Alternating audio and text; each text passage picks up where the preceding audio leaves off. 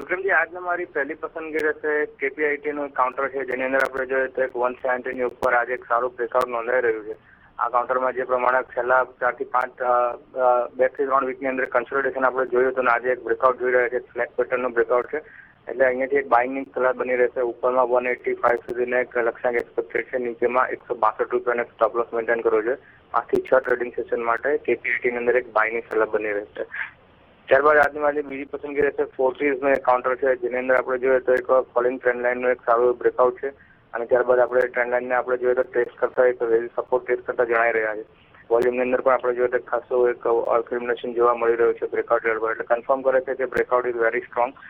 મોમેન્ટમમાં આપણે જોઈએ તો ખાસો એક જળવાઈ રહ્યું એવું લાગે છે ઓસિલેટર્સની અંદર આવનાર ટાઈમની અંદર. આ કાઉન્ટરમાં આપણે ફોર્ટીઝમાં એક 195 ના લક્ષ્યાંક સાથે એક બાયની સલાહ બની રહી છે. નીચેમાં 170 નો એક સ્ટોપ લોસ મેન્ટેન કરવો છે.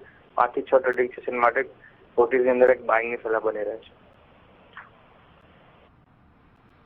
ઓકે, અહીંયા ફોર્ટીસ અને કેપીઆઈટી બે સ્ટોક પસંદ આવી રહ્યા છે. ફોર્ટીસમાં 195ના ટાર્ગેટ માટે 170ના સ્ટોપ લોસ સાથે 5 થી 6 દિવસ માટે એક પોઝિશન લેવાની સલાહ બની રહી છે ફોર્ટીસ હેલ્થકેરના કાઉન્ટરની અંદર.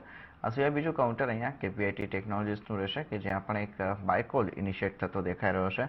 એમાં આપણે જોઈ શકીએ છીએ 185 રૂપિયાના ટાર્ગેટ અને 162 રૂપિયાના સ્ટોપ લોસ સાથે અહીંયા પોઝિશન લેવા માટેની સલાહ બની રહી છે.